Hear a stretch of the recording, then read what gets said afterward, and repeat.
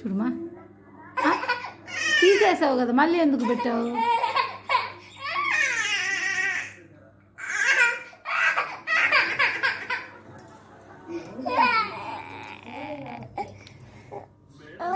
ఊరికే వచ్చేస్తుంది, పడుతుంటుంది. మళ్ళీ ఏమైనా కాముగా ఉంటుందా? చూడు చూడు, మళ్ళీ వెళ్ళి పెట్టుకుంటుంది. చూడమా, మళ్ళీ పెట్టుకుంటుంది. చూడు చూడమా,